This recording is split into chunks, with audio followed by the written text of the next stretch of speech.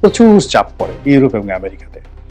তখন আমাদের জাহাজ কোম্পানিগুলো, এয়ারলাইন্স কোম্পানিগুলো পাগল হয়ে যায়, এক্সপোর্টাররা পাগল হয়ে যায়। ঠিক ওই সময়টাতে ভারতের এই বন্দরগুলো ব্যবহার করে ইউরোপ আমেরিকাতে যে এক্সপোর্ট করা, এটা অনেকটা বসন্তের বাতাসের মতো, যে সুযোগটা ভারত দিয়েছিল শেখ হাসিনার জামানাতে। এখন সেটা তারা উইথড্র করে নিয়ে গেল।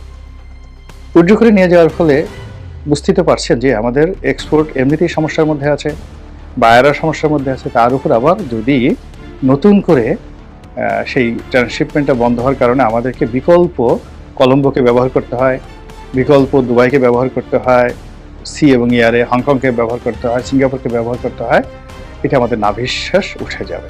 এই গেল এক।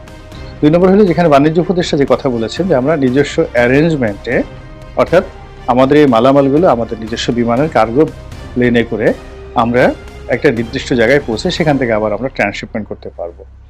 এই কথাগুলো ওনার মতো একজন ব্যবসায়ী, তার মুখে এই কথাগুলো প্রথমত তার বলাটাই ঠিক হয়নি।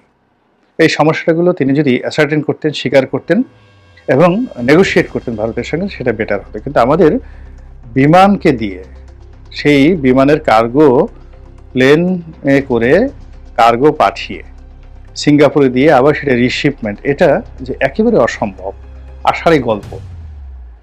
এই বিষয়টা আর কেউ বুঝুক আর না বুঝুক, বাণিজ্য উপদেষ্টা ভালো করে বুঝেন কেন তিনি এই কথাগুলো বলতে গেলেন। এটা নাটকীয়, এটা তার বলার দরকার ছিল না। এখন এই সমস্যাটা তৈরি হয়েছে, আর এই সমস্যাটা তৈরি হয়েছে জনাব ইউনূস সাহেবের জন্য। আবার ইউনূস সাহেবের সাথে এই সমস্যাটা তৈরি হয়েছে তার প্রেস সচিব শফিকুল আলমের জন্য। এটাই হলো বাস্তবতা। আর এই শফিকুল আলম এবং ইউনূস সাহেবকে একটা শিক্ষা দেওয়ার জন্য ভারত এটিকে, মানে এই ট্রান্সশিপমেন্ট বন্ধ করাটাকে একটা লাল কার্ড হিসেবে বাংলাদেশের বর্তমান অন্তর্বর্তীকালীন সরকারকে একটা উপহার দিয়েছে। এখন এই উপহার কিভাবে বাংলাদেশ সরকার হ্যান্ডেল করবে সেটি দেখার বিষয়। এবং আমরা সাধারণত একটা জিনিস বলি যে নাটক কম করো প্রিয়, কোনো কিছু আসলে জোরাজুরি করে হয় না।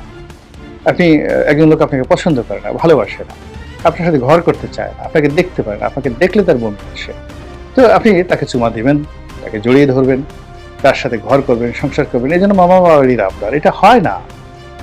কাজেই দ্বিপাক্ষিক সম্পর্ক স্থাপন করার জন্য অনেক কাজ করতে হয়, সময় নিতে হয়। ডক্টর মোহাম্মদ ইউনূস যদি আজীবন ক্ষমতায় থাকেন, 10 বছর ক্ষমতায় থাকেন, তাহলে তার এত তাড়াহুড়া করার দরকার কি? নরেন্দ্র মোদী তার কদিন পরে এমনি ক্ষমতায় থাকবেন না, আগস্টের মধ্যে তাকে ক্ষমতা ত্যাগ করতে হবে।